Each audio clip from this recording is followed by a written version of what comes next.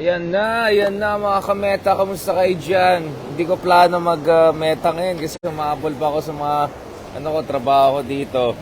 Kaso napansin ko na wala na yata akong load eh. Paubos na yung load ko. Sabi ko bago maubos ang load ko, mag-meta tayo na mabilisan. Catch up tayo dyan. So kamusta dyan dun sa mga biktima ng komersyalisasyon at American imperialism, mga ganyan. Then, joking aside, happy Valentines Day sa inyong lahat. I hope you guys are having a special day. Whether you're double, single, quadruple, kung ano man kayo sa buhay, I hope you're enjoying your day. Shout out dyan sa aking mga extended relatives na nandyan sa Baguio. Kanina tumawag sila, ganon.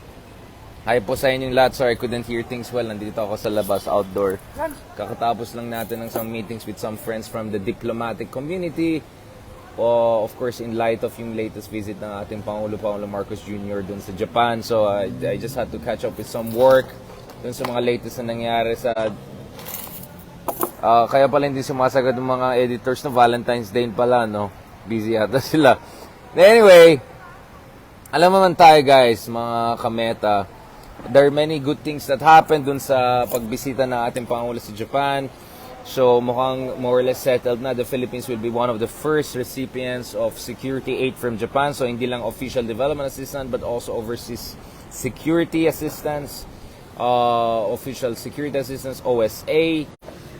It looks like nakauwi ng $13 billion in pledges and investments si Pangulong Marcos Jr. Obviously, these are pledges, but siguro unlike the Chinese pledges, medyo mas may ambag itong mga pledges na yan. And hopefully, they'll create more and more jobs for Filipinos. Nakita din natin dito sa there'll be support for the Philippine Coast Guard. There'll be support for Subic Bay development. Also for the Mindanao peace process. There's also a negotiation of terms of reference of a defense cooperation agreement. Most likely, ito yung reciprocal access agreement before a much more full-fledged visiting forces agreement is going to be signed. So, marami rin mga ODA, private investments commitments from Japan. Not to mention also yung Metro Rail Transit Line 3, MRT3 rehabilitation, post-disaster standby loan from Japan, North-South Commuter Railway Project, and a CR extension project. So billion-billion ng mga projects na nakikita natin coming from our Japanese friends. Meron din Memorandum of Cooperation on Agricultural Cooperation at Memorandum of Cooperation on ICT, Digital Infrastructure Development with our friends in Japan. So again, so ang dami mga nangyari. Also, there'll be promotion of bilateral defense cooperation through regularization of 2+2 meetings. And also, there will be support for, alam niyo na, West Philippine Sea, Taiwan, so on and so forth. So, dito yung hawak ko yung mga full document ng lahat ng mga agreements na meron tayo with Japan during dun sa bisita ni Pangulong Marcos Jr. sa bansang yan.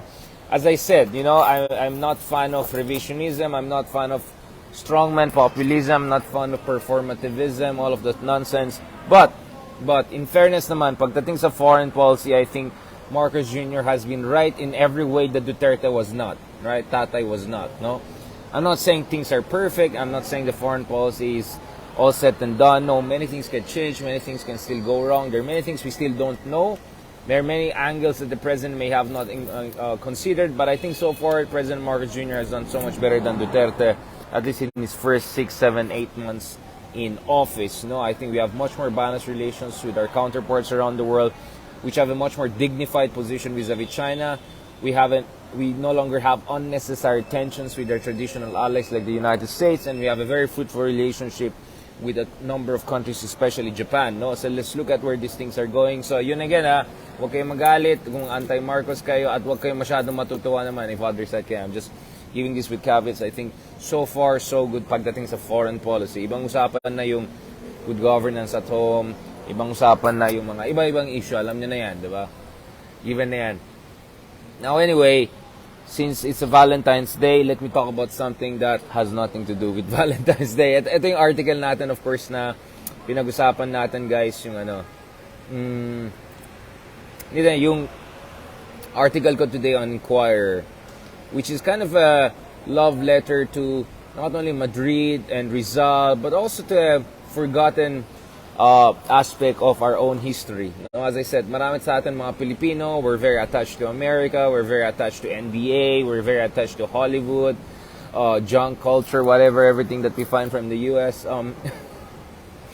And yung iba naman sa atin, masyadong atat ng kipag-beshi friendships sa China, katulad ni Tatay Digong, no?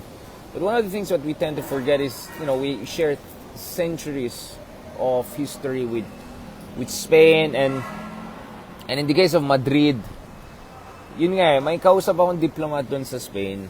And one of the topic that kept on popping up was this. Kasi, Madrid is a former seat of empire, no? And okay, I'm not a fan of empires. Empires do horrible things. Colonialists are colonialists, they're exploitative, given na yan. But of course, there are different types of imperialism and colonialism. Not all of them are the same. Some are more brutal than the other. No, but going back to this, if you go to a place like Istanbul, which is also a former imperial seat or capital, the writer Orhan Pamuk said that the city has a tinge of melancholy about it. It has these traces of a long gone glory, right? And of course, the collapse in the standing that the Ottomans have had over the past 100 years is something that's been very difficult for a lot of them to process, no? Now, obviously, of course, in light of the tragedy that happened in Spain, of course, our hearts go to the people there. And I hope there will be more accountability, less corruption in Turkey, etc., and more effective governance para hindi mangyari mga ganitong trahedya. Because, it's one thing for you have natural disasters, but if countries are not properly prepared, or there's corruption and malgovernance, unfortunately, people will suffer more than they already have, no? And more than just the shock by the natural disasters. Now he would say that if you go to Turkey, to Istanbul, there's a beauty to it, but it's a melancholic beauty. Pagdating sa Madrid, I don't think it's melancholy, uzun or whatever that Orhan Pamuk was talking about. I think the term melancholy is more applicable to the case of the Philippines. Because the tinge of a foregone glory, or that this city had more beautiful and glorious days, that's what you really feel about Manila, especially when you're in the more historic quarters of Manila. The Intramuros area is like just a tourist spot. It looks like a small preserved area, but it gives you an idea of how beautiful Manila looked once upon a time. And so when you're in Madrid, the sense it evokes in you is more of a sense of nostalgia. It's nostalgia for the time of our Ilustrado when they were there. It's a nostalgia of once cosmopolitan global empire, but obviously because hindi naman tayo Spanish and hindi tayo pro-colonialists, obviously you're not nostalgic for imperial glory and all of that nonsense. So it's more like a nostalgia for the glorious days of our forefathers, no? So nung nasa Hotel Ingles tayo, di ba? Hotel Grand Ingles, you sit down there and you imagine what brilliant men our country had produced back in the day, no? Juan Luna, Felix Hidalgo. I mean, these were the guys who topped the art exhibitions in Spain. They beat everyone from all around the world, especially from the Spanish Empire, across the Spanish Empire, and the Spanish-speaking people across Europe. I mean, we had people like Rizal, who were one of the smartest people out there. But by the way, let me make it sure, as much as I want to talk about Rizal and all of that, I think we also have to go beyond just praising Rizal and giving him all the credit, when in fact he was just part of a bigger group. There are many, many other people who did a lot of great things. And I think we unfortunately have this tendency in the Philippines that we want to heap all the praises on just one person. You can guess who's the one person that the opposition wants to heap all the praises on. I'm not even talking about Lenny, by the way. Like one person there, parang supposedly that one person is the only journalist standing up, blah, blah, blah. I'm not saying that person per se is doing that, but we have this tendency to just glorify one person and forget that one person is part of a bigger movement, and that there are other people who are also making major contribution to nation building today. And in the case of Rizal, there were many, many others, great people, the Luna brothers, among others, who were also brilliant people who really contributed also to the foundations, to the establishment foundation of the Philippine nation state, or at least nationhood, before we had the full-fledged Philippine nation state by the middle of 20th century. Now, anyway, I mean, For me, alam natin na Madrid was not that beautiful long ago. No, I mean, if you look at Madrid, it has this kind of a socialist, brutalist architectural heritage na goes back to the days of Franco. In the same way na, pansin nyo yung mga parang CCP, yung some of the architecture that we had during the Marcos era have this kind of this bulky spaceship, Prometheus kind of look to them. There are also parts of Madrid that you go and you see this kind of socialized housing style. I mean, nothing ugly, but nothing also spectacular about it. And then you go to certain areas where it has this kind of a, I won't say fascist light, but it has this kind of a brutalist architecture of, you know, parang yung mga engineers sa Prometheus na movie, yung itsura, hindi yung mga Greco-Roman and all of those curves and beautiful aesthetic touches. But you can see that Madrid has improved significantly. So I was talking to some of the Madrileños, including one ambassador and all, who was from Madrid, and he said, you know, when he was a child, whenever they go to Barcelona, he would say, wow, why is Barcelona so nice? How I wish we could have a city like this, because Barcelona, it has Gaudi, it has architecture, it's clean, there's this kind of glamorous feel to it. But now you go to Madrid, it's very well preserved. The historical quarters are very well preserved. The diversity is there. It's a super clean, squeaky clean city, much cleaner than Paris and Rome, and some of the major capitals that are better known across Europe. The people are really nice. The people are really welcoming. You can get away with broken Spanish or Spanglish, as I call it. Diba? So there were times na I'll speak a bit of Spanish, and then if I cannot follow it through properly, I'll just put English there, and then you still get away with it. No, they're kind, they're forgiving about that. I really appreciate it, and I would say, to be honest, it's hard not to fall in love with the nostalgic sensibilities that the city evokes. I mean, there's really something about it. Parang, ay nako. Alam niyo naman mga kameta, hindi naman tayo yung, ang tawag doon? Alam mo naman, hindi naman tayo yung first time lang nag-travel gana. Alam mo naman, we have been doing metas from all around the world, including metas when I was traveling from you know, Munich all the way to Berlin, from south to north of Germany. We did metas in Paris, we did metas in Barcelona, you know, all across the world. Over the past year alone, hindi pa ako nag-meta from other beautiful parts of the world. But there's just something about Madrid. And so, given how Madrid went from a relatively ugly, parang city from the Franco days to the kind of beautiful, squeaky clean, not to mention it has also over modern quarters like, you know, the Santiago Bernabeu Stadium, pinuntahan din natin yan for Real Madrid and all, of course, diba? Mga kameta, so may kumumili tayo ng mga meta color na jacket. You know what I mean? You know that this city was not that nice not long ago, and yet it turned out so authentically beautiful, especially dun sa Calle, Sevilla, and Alcaraz. That area is just gorgeous, right? It's a small area, but it's so well preserved that it very much reminds you that the city had beautiful days, and those beautiful days can be frozen in time with proper architectural preservation, with proper city planning, etc. And then you wonder, sana Filipinas maging ganun din isang araw, no? Balang sa araw. No? I mean, you know it's doable. But for that to happen, we need a number of things. And I think one of the things we need here in Manila talaga is a governor. A Manila governor who oversees macro transformation projects that go beyond ephemeral mayors and squabbling mayors and these petty barangay chairman thinking people, right? No, you need something more. I'm not against barangay chairman, but I don't like people who think like a barangay chairman when they're already in charge of millions of lives, right? I'm not talking about Tatay Digong per se, but you can connect the dots. No, I think something can be done. But the other unfortunate thing kasi, guys, is talagang sinira ng mga Amerikano yung Manila, yung beautiful quarters of Manila were just completely devastated during the bombing campaign of Manila in the twilight days of Second World War. So remember, we discussed this. If you read the book Rampage, it's written by a Pulitzer-winning American historian in the Chinese or in the anti-US. You'll see that grabe, ang daming namatay, ang daming nasira yung heritage ng Manila. So I really suggest you guys read this. So read it on your own. You'll just see, this is the book, no? James Scott, no? Please check it out, this book. It just shows one reason Manila is not that nice anymore is because it was just so devastated during the twilight days of World War II. Because the Americans, in order to avoid casualty among their soldiers, they just bombed much of the city, especially the beautiful center of the city, to avoid direct clashes with their Japanese counterparts. And we just conveniently forgot about that.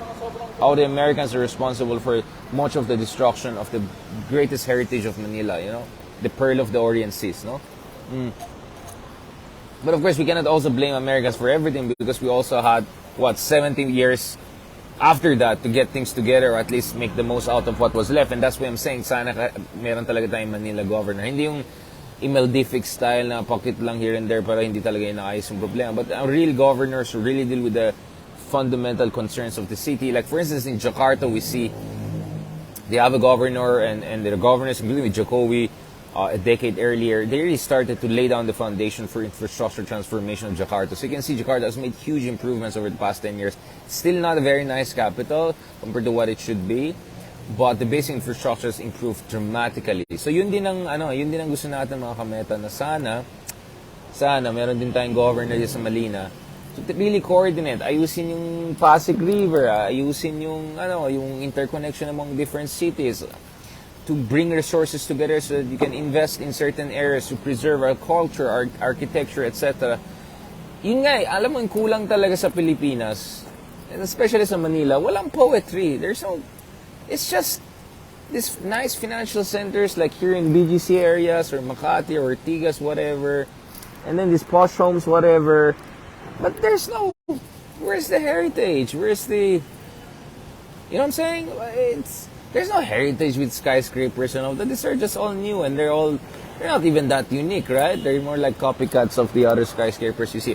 Personally, I really like skyscrapers. I'll be honest about it. I like height and skyscrapers and everything. But there's so much more to Manila than these new blocks and all. Not to mention, of course, that 1/3 of our residents here in Metro Manila are not given the decent housing that they deserve. So we need some decent socialized housing. So yeah, you need the governor to really deal with this. Now, I'm not for federalism per se, but I think as far as Metro Manila is concerned, you need some sort of a governor to coordinate efforts here. Kasi kung iniwan mo lang sa bawat mayor, may sariling discard each of them, walang future talagang city na ito. Sayang. It lacks, as Carlos Celdran, our good friend, put it, like, the city lacks soul. Because the core of city was so devastated during Second World War. But my argument would be, okay, it's true that the Americans were responsible for a lot of devastation that happened here, and as well as the Japanese, of course, who initiated the war to begin with.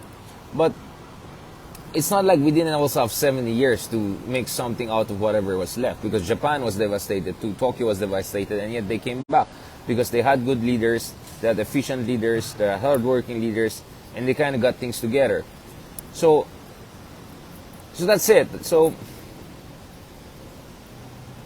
while Madrid brings nostalgia, I think Manila brings melancholy. Yun ang talagang na-sense ko. This is the fundamental feeling you get out of it. Not to mention Manila, of course. If you're a little bit less romantic about things, Manila brings out frustration, anxiety, and says, ako taga Baguio ako, di ba? And unfortunately, even Baguio is not that nice anymore. But para sa amin, mga taga Baguio, ganun, culture shock talagang Manila before, no? Like just the massive inequalities, many people are homeless and not taken care of. How the rich in this city live as if, they live like, alam mo yung movie na Elysium? Yung di ba yung mga rich, they live there in like that spaceship and then they're extracting everything from sa baba sa earth to send up there. Parang may pagkagano ng Manilang dating sa amin, no? And like, the rich and all have their, helicopters and, they have their beautiful SUVs and hatid sundo, all the stuff and all of that. And then the ordinary folks have to go through this horrible grind of just commuting. It's really, really hard.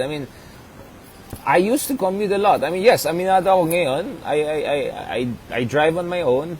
Thank God. I work hard to be able to, afford my own thing, not because, alam mo na, ay nako, huwag na tayo magbardagulan. You get what I'm saying? Yeah, but I don't have a driver or anything like that. I drive myself. Alam mo naman tayo mga Ilocana, di ba? No. I'm a strong and an independent man. Just kidding. No, but I used to commute a lot, especially when I was studying sa UP, no? Ang hirap talaga, ang hirap talaga. I also used to commute, not that regularly na, when I was teaching in LaSalle, going from my place to there. Pagdating ko ng trabaho, pagod na ako sa commute pa. Yung grabe, yung sobrang stressful and all of that. Not to mention issues about security. And I'm a man. I mean, siguro if I were a woman, I would be even more concerned about yung pag-jump up kayo, natuna kayo. So talagang wala akong sense of poetry kung ganyan ang syudad mo, kung ganyan ang transportation mo, broken system, ganon kadumi yung Pasig River mo. I mean, from the skies, ang ganda ng Pasig River. Pasig River is gorgeous from the skies. When you're airplane, you look at it, and then you look at yung mga opening lines. I think this is sa El Filibusterismo, right? If you go to El Filibusterismo, I think the opening line in the second one, it's when dito yung you'll be introduced to Simon, di ba? And this is where Doña Victorina and all of these people, these key characters, protagonists, they're passing through Pasig. You could see that once upon a time, Pasig was like was a river that was alive, and literal people are passing through, huge people, important people passing through. So like from the sky, if you look at it, it evokes those imageries that you find in Rizal's novels, especially in El Filibusterismo, no?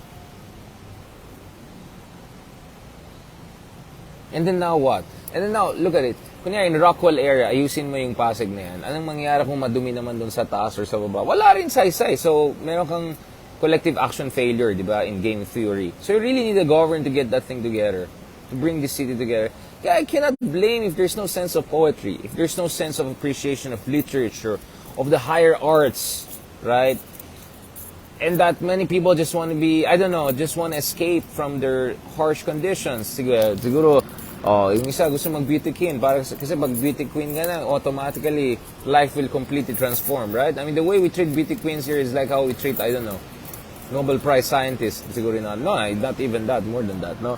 How I wish you also treated our chess masters and top scientists and thinkers and intellectuals the same way we treat, you know. But look at it, like, because the conditions are so hard, there's just no poetry. Everyone's looking for shortcuts. And people want to be like, I don't know, bloggers, YouTubers, and make it big. It's all about survival and hustling and all of that. So there's absolutely no sense of poetry. And when you go to Madrid, you don't only see the poetry of this once glorious empire, or not so glorious empire, but you also see the poetry of our forefathers, right? The Rizal generation, the Ilustrado generation. And you wonder, when is that going to come back to the Philippines, right? And you see, the skeletons of that are still here with us. You have still a river that can be cleaned up. You can still have intramurals and some beautiful parts, Manila Bay Area, that you can clean up. Hindi yung hindi yung clean up na a Dolomite style clean up na Japegsa. Yung totoong talagang clean up and all of that. So for that talaga you need a Manila governor. Some sort of reforms really have to come into the picture. Anyway, mga kameta, I don't want to make this like a rant or all of that. Please go ahead and read yung article natin today, The Ghost of Rizal, because I kind of explain where I'm coming from in a much more organized way na hindi sabog and all. And then, of course, later this week, nag-arrange din tayo ng mga interviews with a number of our friends, including good friends or experts on Spanish-Philippines relations. So we'll continue this kind of conversations. Again, as I discussed with a good friend of mine, a Spanish diplomat and all, of course, we don't want our relationship with things to be just a matter of nostalgic, backward-looking. I don't want it like that. I want it to also be forward-looking. What are the lessons we can learn? Because really, one of the most... Ito na lang kasi, you know, I spent a long time just looking at Guernica, yung painting ni Pablo Picasso, no? Dun sa Reina Sofia Museum. I really spent a lot of time. I was analyzing it. I was looking at different parts of it and talking to my good friend and all of that. And we were looking at it like, Spain went from the horrors that were captured by Pablo Picasso and the horrific regime that came out of that horrific civil war. Spain came out of all of that to become a much more stable, prosperous, industrialized country that it is today. Of course, Spain still has a lot of problems in Catalan separatism. Basque, well, it's not as big problem as it used to be. By the way, a lot of us Filipinos, actually, our names are Catalan or Basque. I think first is Foronda, my middle name, na Ilocano. That's a Basque name. It's not even a Spanish name. It's a Basque name. But anyways, putting that aside, I mean, Spain has a lot of serious problems. I remember in 2016, 2017, when I was in Brussels, there were these huge rallies for Catalan separation, global independence. Given yan, but still, Spain has come a long, long way from where it was just a generation or two ago. So it gives us also a sense of hope that maybe if we get certain things right, we can put the Philippines on the right direction. And let's see. Malay nyo ba? Baka si Junior, si Magellan Junior, diba? Since mahilig naman sila sa arts and diplomacy, hopefully visit Spain. The King of Spain, sino ba? Carlos ba ngayon? Alfonso ba? Will visit the Philippines. But we go more than that. We really learned some good things from Spain, how they overcame their dark past, their feudalism, etc. Obviously, that's not gonna make some people here happy. The other thing I want us to get rid of is this, itong mga pretentious pa Spanish dito sa Pilipinas na nagsa-Spanish with this exaggerated accent or affectations and all. Hello, Spanish is just a sweet, lovely language. It's don't make it like French diplomatic language, right? No, I don't like it. So as I said, we need a Spanish that is relatable by both the Juan Lunas and Juan de la Cruz, right? And how I wish we were a truly trilingual country whereby we could speak English proficiently, Spanish proficiently, or at least basic Spanish, and Filipino or whatever national language we have proficiently. Today, none of them. Barely anyone speaks Spanish. At best, I can just pull off a Carabao Spanish, but I hope I can really work on that and improve that. Because I think the accent, the attitude, everything comes completely natural to me. And then, Tagalog natin, marami sa atin, baluktot. I mean, I'm from UP pa, di ba? So I kind of feel bad the fact that my Filipino is not that good, or hopefully gets better or not good yet. I know na malaking improvement ang nangyari sa aking Filipino speaking skills, but still, I know I'm way, way behind where I should be, considering I'm someone who's a product of the University of the Philippines. I know that, and I don't feel good about that. But at the very least, I try to be at least decently proficient in English, right? But hopefully, we really become a nation where we're proficient in multiple languages. And now, kahit isa na nga lang, even you look at the supposed top elite schools, we're producing a lot of graduates who barely can speak a single language proficiency, can properly write or read, write in a single proper language.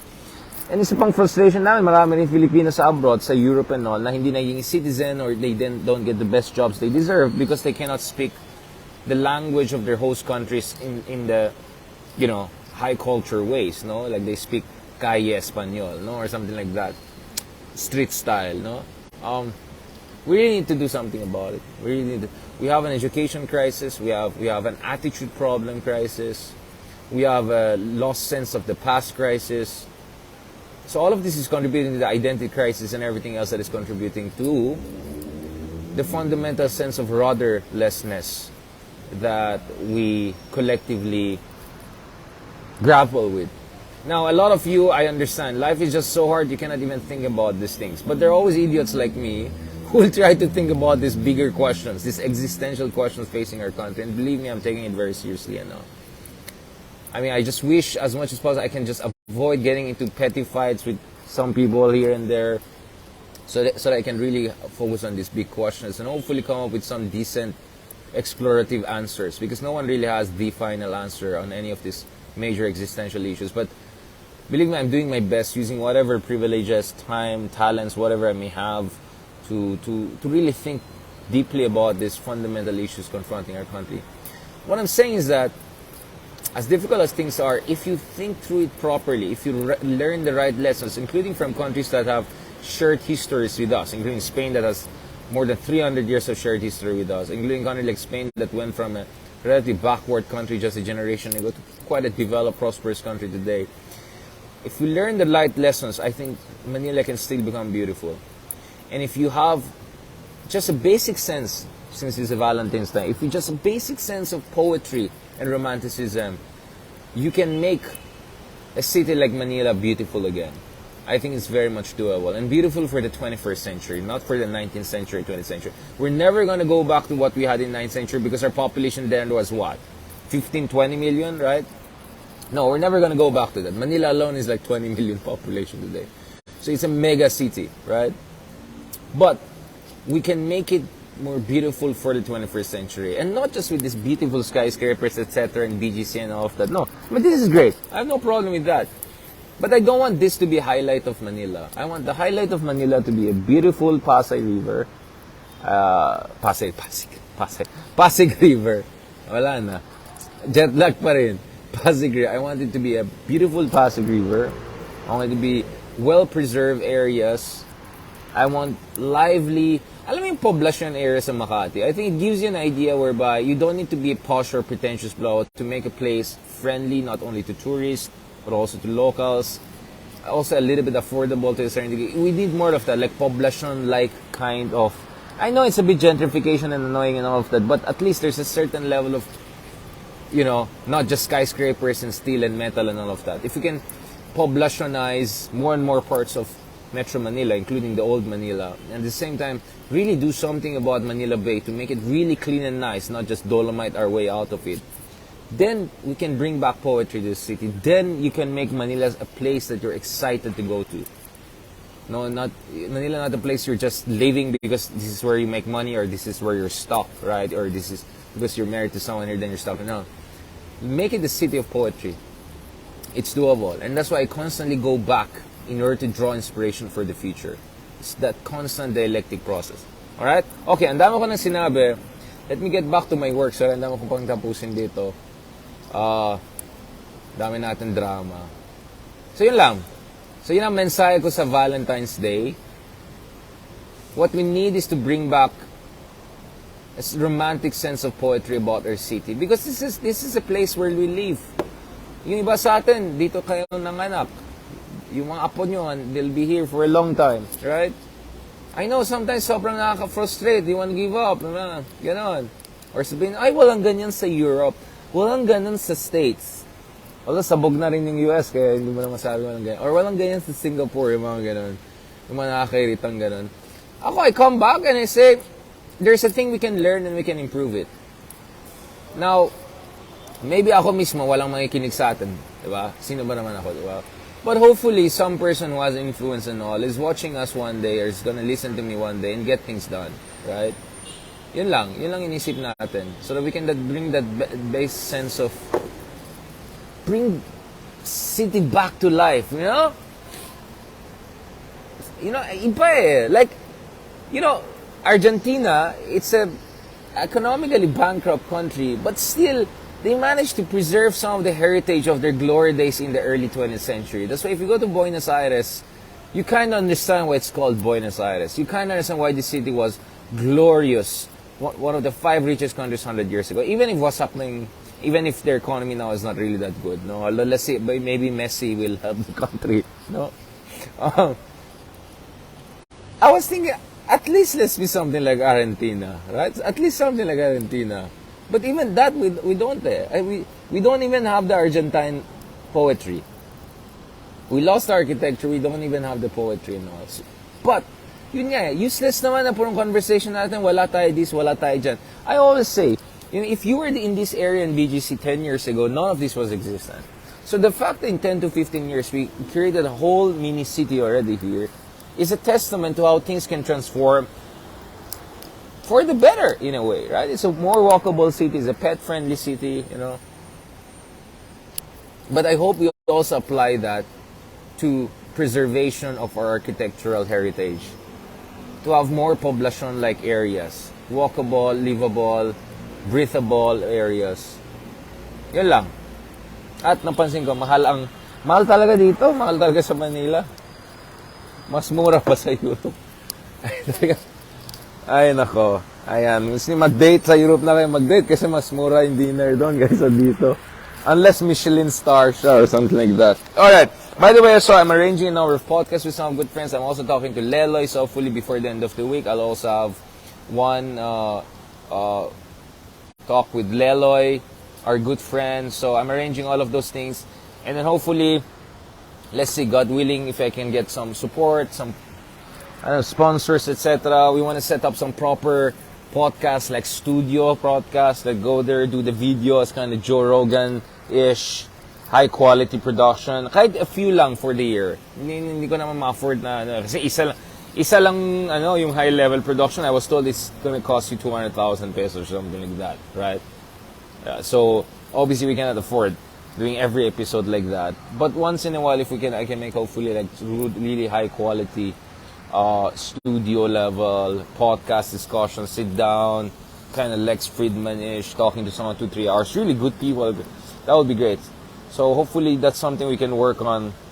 So baka magbukas tayo ng Patreon accounting to crowdsource din. Kasi syempre ayaw ko rin mag-depend sa corporate sponsors yung mga ganyan-ganyan style. Gusto natin as independent as possible. 100%. So those are the things we're working on. Anyway, you see what I'm doing here, right? Everything I do here is out of a sense of inexplicable love and attachment to our country. Because I just can see... Ganito kasi mga kameta eh. Shucks, paano ako ma-explain to? You see, whenever I'm abroad, especially kung ang connecting flight mo is Middle East, diba? You see all of these OFW friends of ours, you know, and you can see the spark in their eyes when they see a fellow Filipino and they're excited. Oh, by the way, shout out dyan, dun sa mga kameta natin dyan sa Doha, sila ate na may picture yata ako dito. Sorry, hindi ko nakalimutan yung full name and all. Salamat para sa inyo. Kumuha ako ng doon. Kasi I wasn't feeling yan sila ate. Shoutout pala sila ate sa Doha. Thank you so much for being so kind and all. Hindi ko palang, makana bang chinard sa akin? No? Parang hindi. Anyway. No. I mean, you hear these conversations. Like, for instance, you're in the airplane and then you hear the stewardess is Filipina and says, yeah, alam mo, last time nasa Pilipinas ako, hindi naman ako yung kausap, pero yung iba, siyempre yung iba, hindi nila, not only they don't know who I am, yung iba, hindi nila alam na Pinoy ako, di ba? So, lalo ko naka-shades ako and all, di ba? Kala nila siguro, Puerto Rican, charot. No, seriously. No, I could hear them, like, ang tagal ko hindi nakauwi, and then they're like so excited, oh, uwi na ako soon, you know, like, iba pa rin sarili mong bansa eh. Like, even if you're based abroad, you're earning well and all, iba pa rin. And that was always the reason why people ask me, ba't di ka na go migrate, whatever. It's like, migrate and what? Be like, what? You know? Iba pa rin And you could see, even yung mga iba na maraming frustration sa Philippines, once they're back, there's this spark, this twinkle in their eye that never goes away, right? Even with all the difficulties and poverty and grind and all. I mean, like, grabe, let me say, yung immigration natin, talagang ibang klase. Ang haba ng mga pilas, lalo dyan sa Terminal 3, like, it's que horror, you know? Like, there's like 20 queues there, 5 lang yung filled up. Malamang magkakapil, yung pilang haba. Like, yung mga ganang frustrations sa talagang sobrang fourth world and all, it really pisses you off. But still, mahal mo siya kasi bansa mo yan There's a familiarity and sense of rootedness that you're not gonna find anywhere else. You're not forced to learn another language because it's your mother language. You're not forced to prove your worth, that you're worthy to be an immigrant or citizen because it's your country. And then there are your family, your roots and everything like that.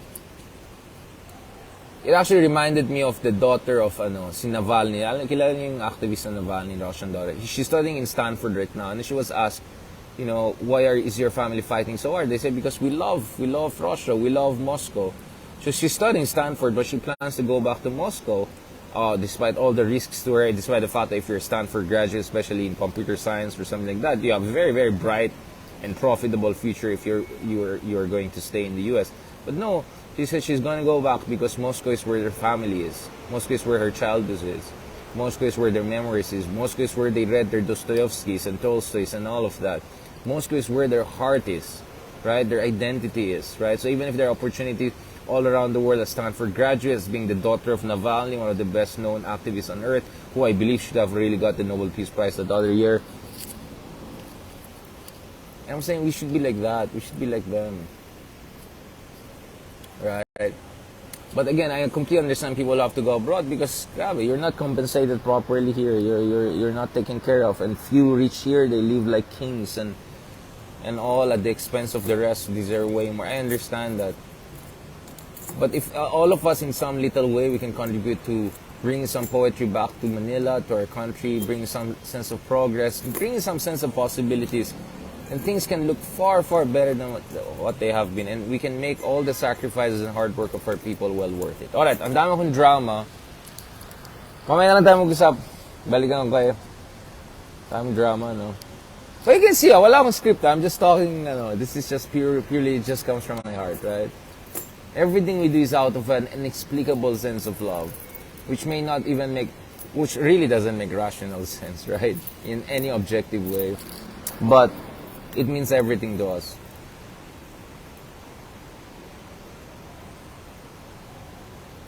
Thank you very much sa inyong lahat. I really appreciate it. Thank you so, as always, sa lahat ng mga sumusuporta sa atin. As always, Ma'am Jocelyn Lombero, very kindly from Ma'am Eden Olonan, Katrina Frias, Friz Ani, Noemi Tablada, yan. Lahat ng mga sumusuporta sa atin. I really appreciate it. Thank you very much. Let's talk soon again, alright? Let's talk soon again, alright? Basta, gets yun na yan, sinasabi ko. Gets yun na yan. There are many things that I rather just not spell it out. But you know what I'm saying, right? Gets yun na yan. Alam mo, kahit di ka marunong mag-English or di ka marunong mag-Tagalog, minsan, dun lang sa unspoken words, dun sa mga gaps in conversation, dun lang sa mga twinkle in the eye or some certain facial gestures and gesticulations, you get to know what is being meant there, what we're saying here, right? Even the inexplicable is understandable, even if you cannot verbalize it, right? Yun lang. Ay nako, I'm sure sabihin, ay, ito naman si Richard, ang daming drama, gagawin. Drama, ang daming, bro. Sige, make fun of me. Si Richard, drama. Ay.